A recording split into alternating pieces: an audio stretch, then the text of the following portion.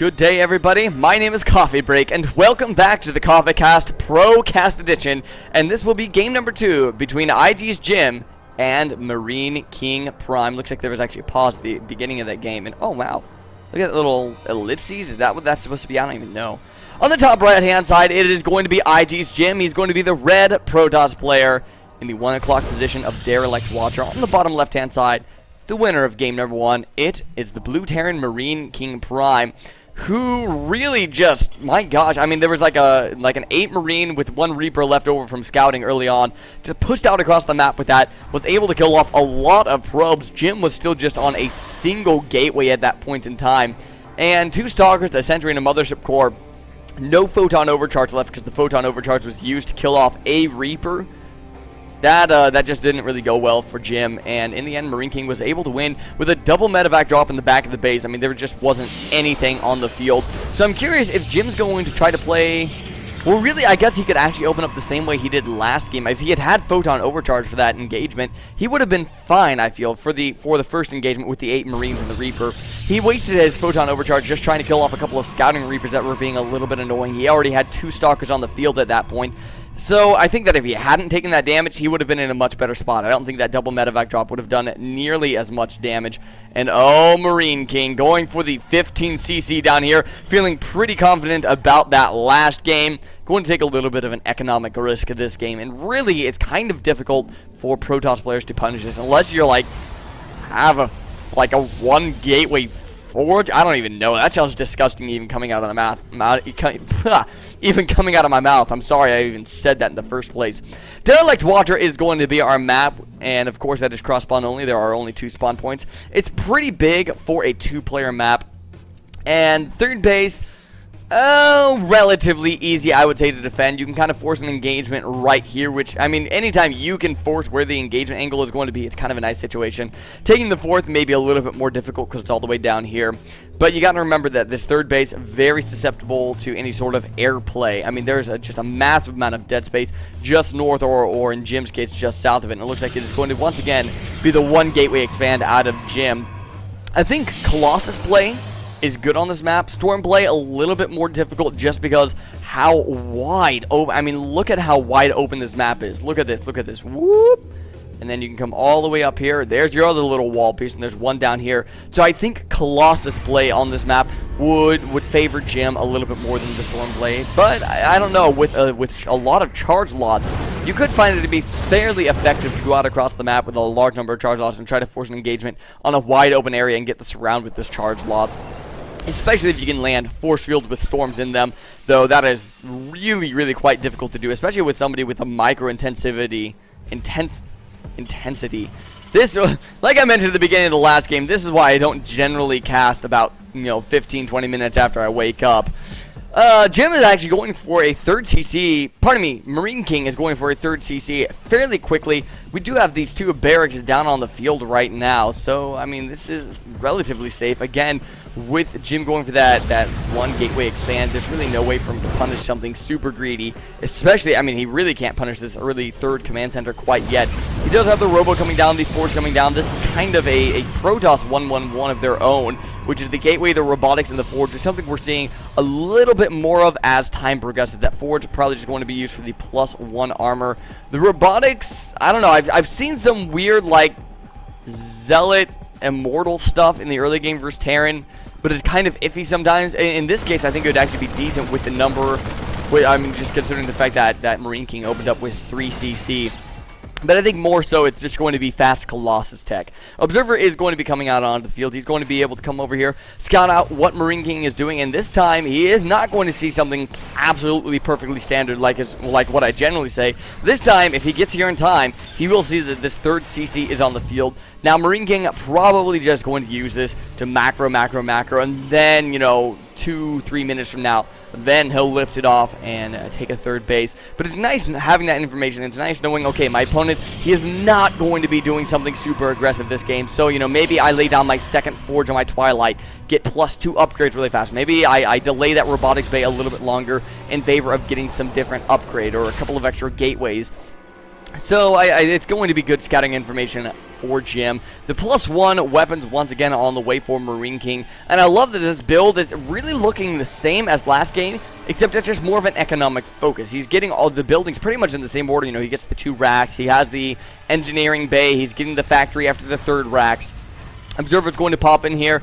And oh my goodness, he did not see that 3rd command center, which is just absolutely huge. He's going to be coming down here to check this 3rd base down here, but there's nothing over there. And by the time he gets back into the main base, he's going to notice, well, there's no, there's no command center here. This command center is floating up north. It's just going to delay the time that Jim does not see that 3rd command center.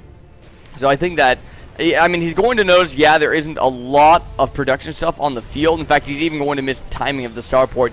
I think he can kind of get a feeling as to what exactly MarineKing is doing, but he doesn't know for certain. And StarCraft is a game where you really do not want to just assume, and oh man, I love this out of Jim. Look at this map presence that he's getting with all of these observers. 1, 2, 3 observers just spread out across the map, looking for drops, just looking in the middle of the map, see if an army is moving out. And there we go. Now he's going to see this 3rd command center, and he will know exactly what is going on.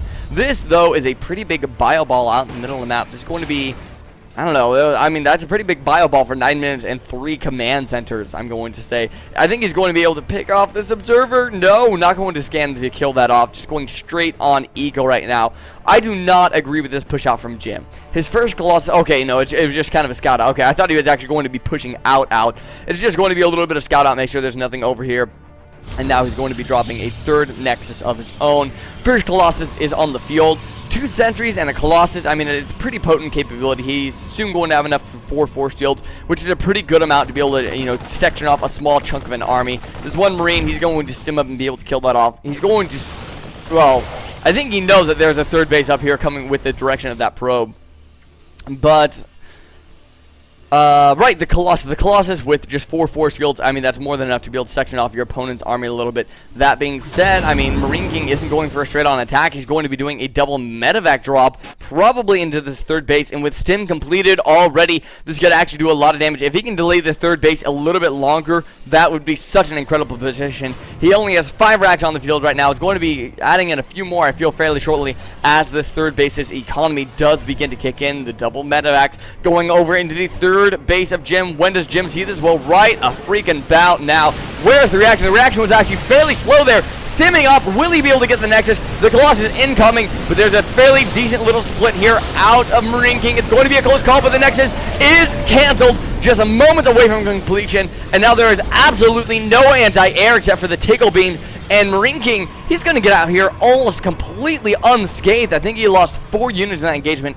Finally, the Stalkers do come over here to reinforce that, but losing that Nexus is such a big deal for igJim. That's going to hurt a lot now. Oh, man, these medevacs even going to be flying right over these pylons, so he will be able to just kind of drop off and pick that off if he so desires. He's going to fly past for now. I'm sure he'll be back to take that out, though. That is not something you want to allow to live. This Marine being very active on the map. We can see he's been scouting up here. He's been coming around the top side. He's not scouted along the bottom side, but this is more of his expansion path than anything else. He's got a beautiful wall off at both his natural and his 3rd base, which is going to help against, well, if there are charge lots on the map. Maybe he sees his opponent's army moving out. Voila! He runs back and hides behind that wall. That pylon is going to get picked off. Oh, a little bit of a close call. Cannot afford to lose units trying to face off this army in small sections. That is a lot of stuff on the field. We currently have 2 Colossus with this army. I don't think that there is any charge. No, there is not. 1-1 is completed for both of these players. It's going to be a fairly close engagement. I think it's going to come down. Oh my goodness, pulling all the SCVs off the line. I think that this is just too much stuff. Jim almost needs to fall back. A couple of very nice time warps go down.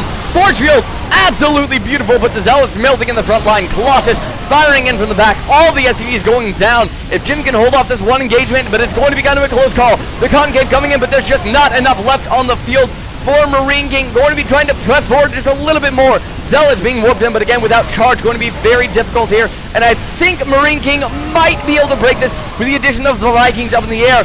Jim needs to focus those Vikings down so badly. Right now, we're just down to 61 over 56 Harvesters. A lot of SCVs died, but apparently MarineKing had more than enough to spare. It looks like Jim is going to lose this engagement. MarineKing just going to pick up the game right there. Game number 2, a fairly quick one for MarineKing Prime once again. A beautiful engagement. I just want to actually, okay, this was too good. I can't pass this up. I'm going to pull it back. I think I pulled it back way too far. Yes, I did. I forgot I can actually look at the minimap when pulling back now. Right. Oh, that'll do right there. Yeah, pause. There we go. Okay. Let's speed it up a little bit to get towards the engagement. I mean, once again, right here, this is what I was talking about in the earlier game. Number one, how you can force the engagement angles. MarineKing, he knows his opponent's coming. He kind of splits all of his units into a bunch of different groups, get a nice concave. Excuse me, and then starts pushing in. We can see a couple of great time warps do go down. A few great force fields do go down. But slowly but surely, right here, you can see MarineKing, it starts getting this beautiful concave out, and while a lot of the units in the back here aren't attacking, they're melting the zealots up front, and then by the time the zealots are gone, these force fields, they start dissipating. There's a little bit of a hole in the force fields down here, which allows for a further concave to come for MarineKing, who, while losing a lot of stuff, is just able to, wow, these SCVs aren't even attacking right there. He's just able to kind of get in and get the engagement angle, and then with the addition of the Vikings managed to take down one of the Colossus, and I think that was kind of the losing point for Jim, was when he started losing these Colossus, started losing his firepower. If he'd had 3 Colossus here, I think he almost might have been able to hold in that case, but the Vikings just did not get picked off fast enough. Just absolutely beautiful play there by MarineKing, and I guess he only killed 14 workers. I really thought a lot more were killed off in that engagement. Alright guys, as always, leave a comment below, subscribe here, go look at the description, go to the Facebook and the Twitter, like and follow, always appreciate it, and I'm going to go on and cast game number 3. So until next time guys, this is Coffee Break, signing out.